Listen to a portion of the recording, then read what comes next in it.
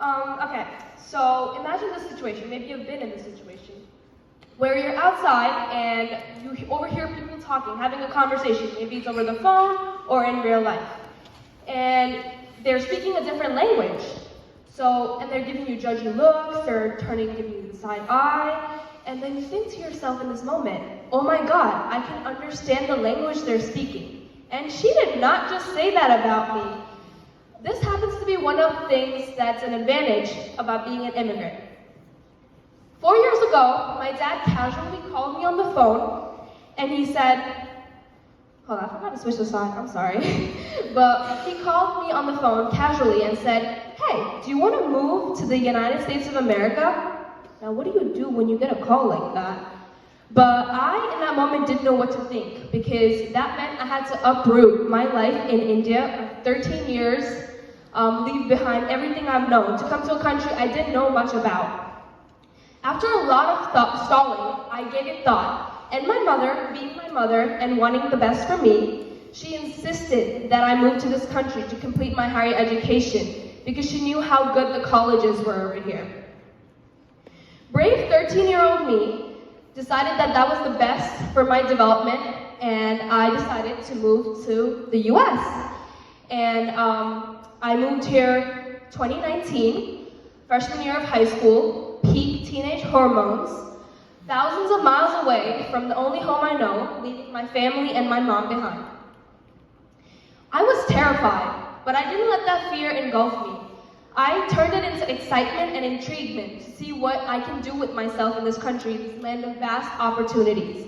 Back in India, the education system is intense. It creates very smart people, as you know, but it also doesn't allow much room for self-expression and pursuing careers of passion. Exploring all my abilities, I made a checklist of things I wanted to achieve being in this country. Now, being a teen immigrant isn't all smooth sailing like I'm describing it to be. I've had my share of comments, which might not seem too hurtful on the surface, but when repeated over and over again, make it dig deeper every time. I've gotten, I'm so surprised your English is so good, to Indians are smelly, they only eat curry, and even, oh, you are beautiful for an Indian person. Gee, thanks for the compliment. Didn't have to be so backhanded though. But every time a person walks into a room with high spirits, comments like that can dim down their light a little bit, or even a lot. I chose the first option, and I didn't let it affect me too much, because I saw it as just opinions of people that I didn't need to pay more heed to because I know my worth. So after I explored my abilities, I decided to delve into things I'm passionate about. So I was fascinated by the fact that there was an Asian American Dance Association in this school, because I didn't know there was representation for people like us. So I got on to RADA, the Robbinsville Asian American Dance Association, and I made my family there. Later, I gained my presidency in this position as a junior in high school. I also am passionate about criminology, so in my criminal justice class, I found out about this juvenile conference committee. So I joined it, and there was a judge that had to swear me in. It was a real deal, and I'm so glad I'm on it because now I'm on the exec board 2 years later, and I love it. I'm also the secretary of student council in our senior class, and yeah.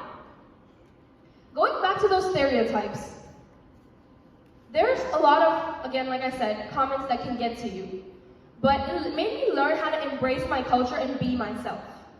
And that's a lesson everyone here can take home, because your adversities don't define you. Your language barrier doesn't define you, and those stereotypes definitely don't. Earlier, I was asked, what does paving a new path mean to me? To me, it means not only overcoming obstacles, but also having a positive outlook on them, while also excelling in being true to yourself and building your future. I know there's a lot of seniors in here in the audience that are going to college soon, and it can be terrifying to step into the new world being an adult. But I promise you, when you take that step forward and get out of your comfort zone, you're going to create a life for yourself that you will not exchange for the world. I'm grateful that I got the opportunity to study here because younger me in India would not have been given the same opportunities. And I'm grateful for my dad for making that call that shocked me, that I may have also cried about, and also my mom for just being my mom and pushing me to be here. And before I go, if you ever want to ask an Indian person what language they speak, please let them answer it, because if I had a nickel for every time I was asked if I spoke Hindu, I would be rich. And I would also tell them that Hindu is a religion and Hindi is a language. And also, don't ask them if they only eat curry either. Thank you.